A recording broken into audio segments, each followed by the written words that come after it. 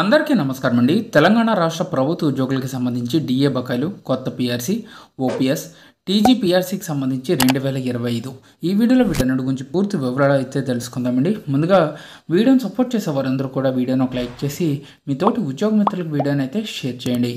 ఛానల్ని first time కనుక visit చేసినట్లయితే తప్పనిసరిగా సబ్స్క్రైబ్ చేసుకుని పక్కనే ఉండే బెల్ సింబల్ యాక్టివేట్ చేసుకోండి. ఇప్పుడు ఆలస్యం చేయకుండా డీటెయిల్స్లోకి అయితే వెళ్ళిపోదాం.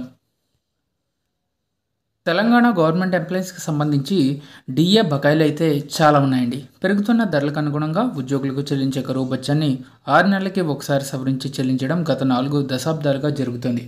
అయితే విచిత్రంగా గత 3 సంవత్సరాలుగా 5 విడతల డిఏ బకాయిలు పెండింగ్లో పడ్డాయి. కాంగ్రెస్ ప్రభుత్వం వచ్చాక మరో 2 డిఏలతో 5కు చేరాయి. రాష్ట్రంలో 10 లక్షల మంది ఉద్యోగ, ఉపాధ్యాయ కార్మికులు, పెన్షనర్ల జాయింట్ యాక్షన్ కమిటీ కొత్త ప్రభుత్వానికి ఏడాది సమయం ఇచ్చి తమ సమస్యలను పరిష్కరిస్తుందని వేచి చూసి ఆందోళనకు పిలుపునిస్తే ప్రస్తుతం ఒక్కటికైతే ఒక్క డిఏను విడుదల చేసింది గవర్నమెంట్. కొత్త పీఆర్సీని ప్రకటించి 6 నెలల్లోగా సిఫార్సులను అమలు చేస్తామని హామీ ఇచ్చిన ప్రభుత్వం 10 నెలలు గడిచినా పురోగతి లేదని చెప్పేసి ప్రభుత్వ ఉద్యోగులు వాపోతున్నారు. సో ప్రజెంట్ తెలంగాణ గవర్నమెంట్ ఎంప్లాయీస్కి సంబంధించి 5 విడతల డిఏ బకాయిలు పెండింగ్లో ఉన్నాయండి. సో కాబట్టి ఇవన్నీ కూడా క్లియర్ చేయాలి. అలాగే పాత పెన్షన్ విధానం తేవాలి. 2024 మార్చి తర్వాత ఉద్యోగుల రిటైర్మెంట్ ప్రారంభమైంది. వారి పదవి విరమణ ప్రయోజనాలకు సంబంధించి బకాయిలు గత 6 నెలలుగా పెండింగ్లోనే ఉన్నాయి. వారికి పెన్షన్ మాత్రమే చెల్లించి మిగతా ప్రయోజనాలను పెండింగ్లో ఉంచడం రిటైర్ అయిన ఉద్యోగులకు తీవ్ర ఆర్థిక ఇబ్బందులకు కారణమవుతుంది. ఇటీవల హైకోర్టు జోక్యం చేసుకుని రిటైర్మెంట్ అయిన వెంటనే ప్రయోజనాలను 6 వారాల్లోగా చెల్లించాలని హైకోర్టు ఆదేశించింది. ప్రభుత్వ ఉద్యోగులకు 2004 నుంచి అమలవుతున్న సిపిఎస్ విధానాన్ని రద్దు చేసి పాత పెన్షన్ విధానాన్ని అమలు చేస్తామన్న వాగ్దానంపై ప్రభుత్వం స్పందించాల్సి అయితే ఉంది. ఇక కాంట్రాక్ట్ ఉద్యోగులను రెగ్యులరైజేషన్ చేయాలి.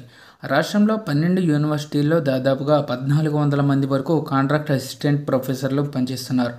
పశ్చిమ బెంగాల్, ఢిల్లీ, పంజాబ్, మణిపూర్, కర్ణాటక, రాజస్థాన్, ఆంధ్రప్రదేశ్లోని ఆంధ్ర యూనివర్సిటీల్లో అసిస్టెంట్ ప్రొఫెసర్లను క్రమబద్ధీకరించారు. కానీ మన రాష్ట్రంలో ఏళ్ల తరబడి పనిచేస్తున్న అసిస్టెంట్ ప్రొఫెసర్లను రెగ్యులరైజేషన్ చేయడం లేదు. 10 ఏళ్ళు అంతకంటే ఎక్కువ సర్వీస్ ఉంటే వారిని రెగ్యులర్ చేయాలని సుప్రీంకోర్టు 2006లో కర్ణాటక వర్సెస్ ఉమాదేవి కేసులో తీర్పునిచ్చింది. ఆర్టీసీ ఉద్యోగులను ప్రభుత్వంలో విలీనం చేసి 2 పీఆర్సీ బకాయిలను వెంటనే చెల్లిస్తామన్న హామీపై ప్రభుత్వం అయితే దృష్టి సారించాలి. సో ఈ విధంగా తెలంగాణ ఎంప్లాయీస్కి సంబంధించి ఈ కీలకమైన హామీలన్నింటినీ కూడా 2025లోనే క్లియర్ అయ్యే అవకాశాలు అయితే స్పష్టంగా కనిపిస్తున్నాయి.